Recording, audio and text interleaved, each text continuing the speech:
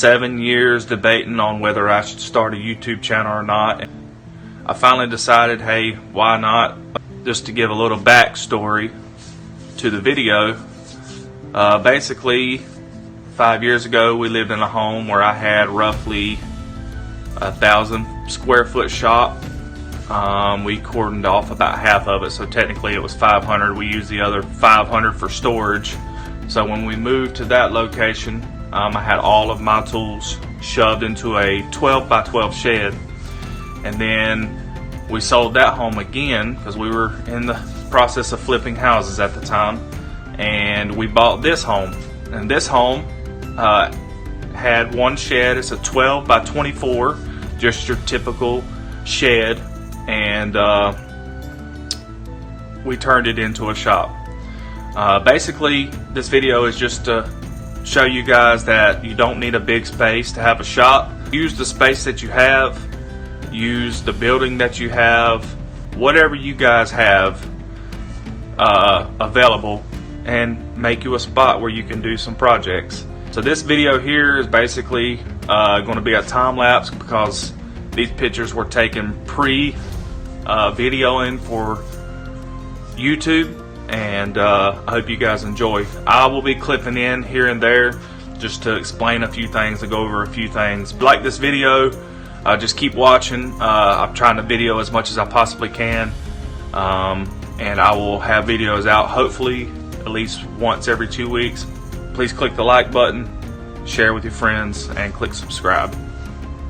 So the first thing we'll do is look at the bare shop. This is empty. Nothing in it, no electrical. It is 12 foot wide by 24 foot long. So the first thing that we had to do was actually move this building to the right, roughly 40 feet. I wanted to put a carport in beside this building on the left side that I could store my trailer and my boat. So this picture here is basically where we cleared the land, the trees. We brought in gravel. I believe we brought in 3 truckloads of gravel, dump truckloads. And here in just 1 second, you'll see what the finished product was.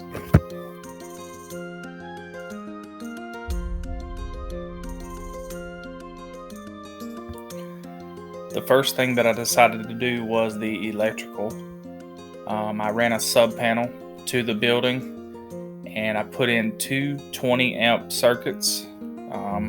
My biggest saw pulls around 15 amps, so I only did a 20 amp circuit for my saws, and then I also did a 20 amp circuit for the back workstation as well as the lights. I believe I ran a total of 10 receptacles in this building because I wanted to have receptacles at each workstation. I spent a total of $180 wiring this shop up, some of the receptacle boxes and other things I had on hand from previous projects. I want you guys to take a look at these lights real quick. I wanted to stop here and put a clip in on these lights. Now, previously in other shops that I've used your 4 foot, 6 foot, or even the 8 foot fluorescent lights, and obviously they work well, but in this one, since I wired 3 lights up, I wanted it to be bright in here. I actually went with a different product, and I'm going to turn the camera around here. Come packaged 2 in a package like this. I'm going to zoom in real close to the barcode if you guys want to look or scan it. See if I can get it to focus. But basically what these are halo lights. And you've probably seen them at your home store. Each light comes with 3 LED lights on it, and it screws into just a regular light socket.